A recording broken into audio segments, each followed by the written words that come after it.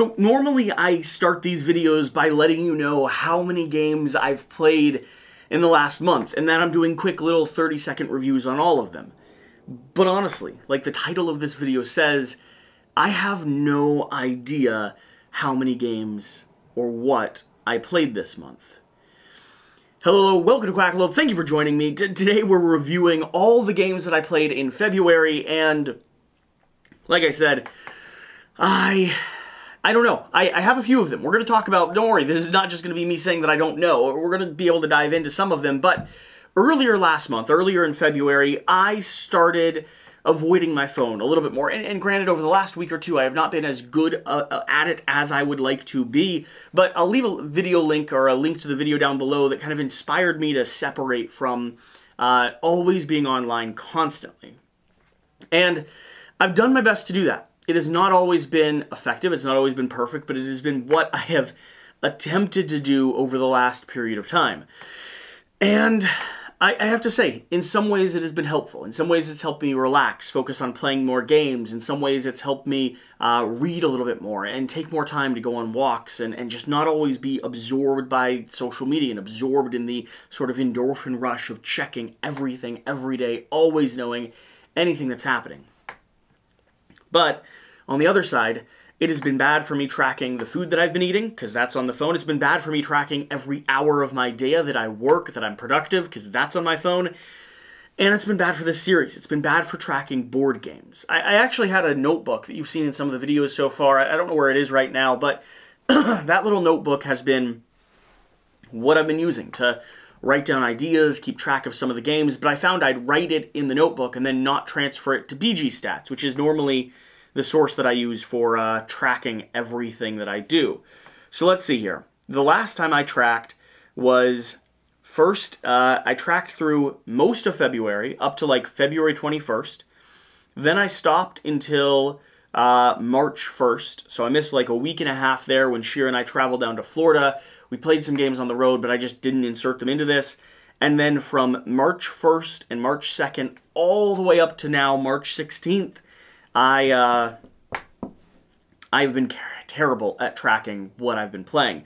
And on top of that, I have the substantial issue of I don't know that I tracked everything accurately back then. So we're restarting. We're diving back into this. We're addressing the fact that it is okay to stop tracking from time to time. It's okay to need to take a break. It's okay to separate from your phone, even arguably good. But I do want to continue following what I've played. So we have a collection of things to share with you, with a few games to go over. But this tells me that I've played 7 or 12 unique games over the last 30 days, which is a lie. Dale the Casual Gamer was just down for like 4 days. Him and I played alone, I think a dozen games. We filmed so much content, did so much coverage. He just headed out this morning around 8 a.m. I slept in a little bit.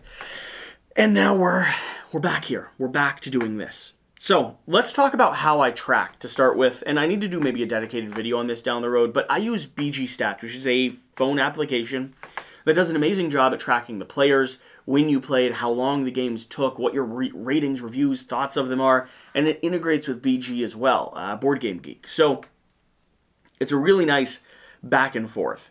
Let me scroll down here and see where I was probably talking about games the last time. I would assume the last video I put up was somewhere around Cockroach Poker, an amazing game. Atlantis Rising, we decided ultimately not to hold on to it, but it was a fun experience while it lasted. Inish, which we excited to add permanently into our collection, at least Shira was already sold on it. Amazing area control game with really unique drafting. Having a game that went better than my first game really secured my approach to it. Kingdoms Forlorn, I ended up being a part of the campaign. I'm hoping to get a all-in. I haven't decided what I'm gonna actually commit to in the Pledge Manager. The price is a little higher than I'm arguably comfortable with, and I don't know that I'll be able to dive into all the content, but I'm definitely getting at least the base box to review and cover here on the channel. Very excited about that, excited about the developments that they made as well. We didn't have time to film the solo gameplay. They reached out about a day before the campaign was over, and I was never able to arrange a time to sit down with the publishers to get that filmed. Maybe we'll be able to do that kind of post-haste, right? Viral and Libertalia. Viral was surprisingly, from Arcane Wonders, was a surprisingly good little game, one that I brought with Shira and I to play on the trip down to Florida. I am really enjoying it. I'm looking forward to playing at higher player counts. It's a weird little twist on an area control game with some unique abilities, a different theme overall. You're kind of infecting a body and you're like the parasitical host. But overall, I actually really liked Viral. It re-cements Arcane Wonders into one of those publishers that I should always be paying attention to. Libertalia. Remarkable little game, but not one that I think is right for me. You're playing through a series of cards, and everyone's going to have their whole hand of cards. Everyone's going to have the same numbers or the same abilities, and you're deciding when and how to play those cards down, taking whatever special effects or abilities you get every round, trying to score points, trying to position yourself as like the captain of the ship. I think it makes sense why Stonemaier Games decided to reprint it. I think a lot of people are going to love it. For myself, not necessarily sold. Ryozen. Currently on Kickstarter, or launching on Kickstarter, a unique little worker placement game. It's fun. It's not a perfect game. I think it's probably like 3.5, maybe a 4 out of 5, depending on what they add in the Pledge Manager. The prototype was certainly like a 3.5 for me. My thoughts around Ryozen really come down to it has unique worker placement systems, but it's a little simpler than maybe I'd be looking for long term.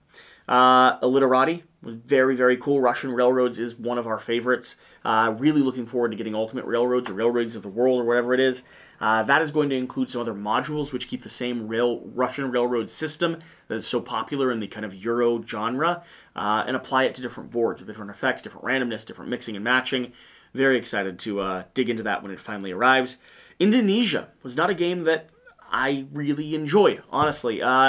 I want to play again. It's one of the few Splotter games that so far I've not been entirely sold off of from Bat 1, but we had a very strange game. We only had one shipping vessel come out, and if you know anything about Indonesia, it's a game about creating resources, grabbing area, and then shipping those resources to other resources or other cities that want them in order to fulfill demand, and score as many points or get as much money as possible. Everyone has their own hub. It's sort of 18XX in some style, I suppose, with everyone having their own industries and their own factions. Really, really lovely, but again, not sure if it's right for me. City Builder, Ancient World was actually really nice. I played it 3-player with Shira and West, and we really enjoyed it. It's this tile-laying kind of city-building game where you're trying to match different patterns and decide where to build out your city, but you have an escalating track of buildings that you can place down with their own unique colors, and as you escalate that, as you kind of push down those tracks, you're closing in on how much your opponent can build on each side of you. I liked that puzzle. I'm looking forward to playing more. Mantis Falls, lovely game. Not good 3-player, great 2-player. Highly encourage people to check it out if you like social deduction games. It's a game designed by a couple who really just kept refining the game over and over again to make it more and more right for them. If you want to lie to your loved ones, there you go. Merlin, Small Islands, Luna Capital. Luna Capital, still a 5 out of 5 for me. Lovely game. We actually played that on the road down to Florida. I played that game in Tennessee. Got a chance to teach it. Not 100% clear on the teach, but I think I did decently enough. Really, really like the game, albeit it is not getting better with every play. It's staying the same, and arguably, once I get like 15 plays in, it might drop down to a 4 out of 5 eventually. But in that genre of game, that draw and play style genre of game, I really, really like Luna Capital. It's a little bit messier, with the one caveat that we just shove all of the tokens into the bag, shake them up, and splay them out. We're not interested in the reorder, restack, have them come out in a sequence, and I haven't seen it disbalance the game yet. Small Islands. Small Islands is also a fantastic little game, little tile-laying game where you're building out islands and deciding when and how to score for all of those. Shira and I did a gameplay that we need to post up on the channel. I really like Small Islands. I'm very, very intrigued, very compelled by it. I think it's like a 3.5, though, out of 5. It's not a perfect game, and I don't know that Shira loves it, so it might not stay in the collection, but I've enjoyed playing it. We've played it 7 or 8 times at this point. Merlin. Merlin is a game from Queen Games. This is one that I would be happy to add to collection with the caveat that you need to add King Arthur and you need to add Merlin himself onto the game board. It gives you a little bit more control. This is a Euro worker placement game with a rondel system where you're taking your actions. You're going to be rolling dice, assigning those dice to move your worker. Those workers are then going to take actions that get you area control, benefits, resources, and kind of escalate the game. Ultimate goal, like most Euros, is that you're trying to score as many points as possible. It's it's a classic, it's really good. Would recommend it, but get it with everything. Get it with the expansions available. Railroad Inc. Yellow is fantastic. We've been playing Railroad Inc. I'm waiting for the big box to come in. It's kind of our date night game now. It's the one we grab and go whenever we're like heading out to go have dinner or something like that. Nemesis, Nemesis, Nemesis, Nemesis, Nemesis, Nemesis, Nemesis, Nemesis, Nemesis. So much Nemesis, mostly the Untold Stories. Still not convinced that I like the game without the Untold Stories being the context. Nemesis Lockdown I like more than Nemesis, for sure. I don't think I will ever have a reason to go back to Nemesis if I'm not playing cooperative and I'm not playing through Untold Stories. But I do want to bring all the stuff from original Nemesis up to Nemesis Lockdown. I like it a lot more. I think it gives you more agency and more control over the game state as a whole. Mind MGMT twice. Mind MGMT is a lovely hidden movement game. Head-to-head is great. 3-player is great. Highly recommend it. Just had another insanely successful Kickstarter. We've talked about it a lot on the channel here. And the last one I have on my list here is Motor City, which is actually on Kickstarter now. It's the third in the series of the trifecta, Three Sisters, Fleet, the dice game, and now Motor City. Rolling, assigning, and escalating a roll and write style puzzle, where a lot of things trigger off of each other. This one's in the theme of designing and testing brand new cars. I liked Motor City. I am backing it on Kickstarter. We'll be talking about that, I'm sure, in the upcoming Shelf for Sell, or the upcoming kind of collection update. But I think out of the three of those, I like Three Sisters the most, Fleet the second, and Motor City the third. With the context that I do need to play it a little bit more before I really solidify where they're in. But I do expect all three to live in our collection in our roll and write section, so keep that in mind as well. Outside of that, like I said, it's been about 2 weeks where I have not been tracking things on my phone. I am going to restart tracking. We just got done playing a game of Crokinole. I'm going to add that into the schedule. I'll do it right now, in fact. So here I go. I press brand new game. I'm going to type in Crokinole because I think I've already tracked it. Yep. Getting rid of Rena and Alex. I'm going to add in Shira, who just decimated, by the way. 120 to 0. I'm going to add that in because I know she wants to brag about that. 130 is what she's saying, but in Crokinole, I believe the winning goal condition is 120. I'll add 130 because she will be upset if I don't, because she wants to track how much she humiliates me. We have that in. We have it saved, and I'm going to go ahead and hit save. And we've added our first game. So at the start of the next video, a month from now, I'll be covering all the games we played in March. It seems like I do these later and later into the month, so I might save this one and have like March be a section and then film at the start of next month so that we're actually tracking them at the first. That's what this is supposed to be, but then I like skip by 3 days, I delay by a few other days, and it just starts shifting farther and farther back. But Crokinole will be the top of the next list. What else have we played that I haven't tracked? Marvel Legendary, I'm excited to show Shira this game. I might do that this afternoon. Marvel Champions, I've just played like 7 games of Marvel Champions, 6 games I think actually.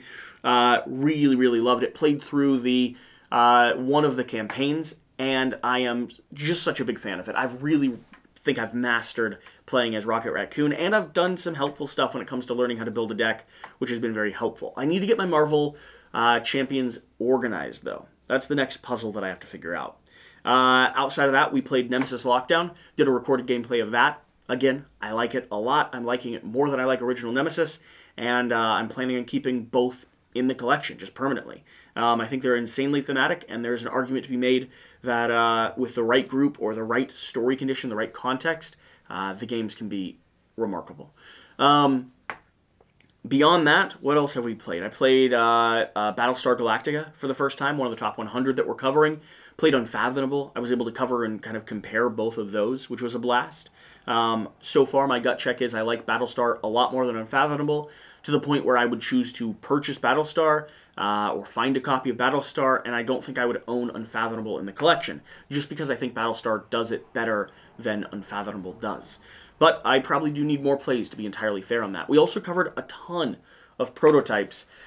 I mean, I could just like skirt through the channel here because that's a good way to tell. Shira was recommending like, look at what you have on the channel. Like we played an 18xx game, I think 18 Chesapeake, which was fantastic. That was a lot of fun. We played 2 games of The Great Zimbabwe, a splatter game that I desperately need to get into my collection. I'm really liking it. It's sort of area control, but it's like this weird like. It's a race game in a way. You're trying to be as efficient with your actions as possible, get superpowered abilities, and slam your 2 dials together by not taking too many debuffs and getting as many points as fast as you can by being as efficient with your actions and getting resources to where they want to go.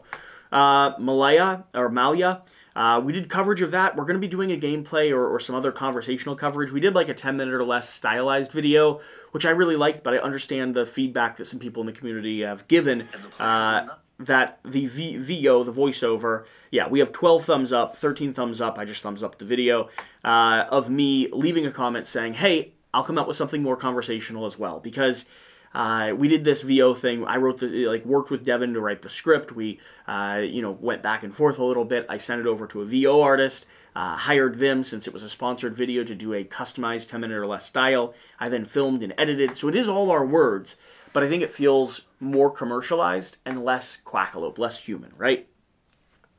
Played a ton of Title Blades with Meg. Played the Bad Karmas. Really compelling system. I'm in for $1 right now, waiting to see if I decide to bite. At $180-something, it's a big price tag to buy, but what you're doing is you're buying the system. You're not just buying the game. And so I like the Bad Karmas a lot, but I think the system, Tebaru, is also insanely compelling. Ryozen, we already talked about that a little bit. Tamashi is fantastic. I need to get the second gameplay finished and out. Tamashi is this crazy little programming game. I think Shira's really going to like it. I need to teach it to her as well. Russian Railroads we covered. Nemesis we covered. What else is going on down here? Road Trip Hall. More Tamashi. We played Avalonia. Mad Max meets King Arthur's Court. Weird area control game with the context that I want it to be like 20% more fun. I want things to be a little bit more crunchy, a little bit more powers and abilities. It's more leaning towards straight area control, but the design, the theme, it's a pretty insane game.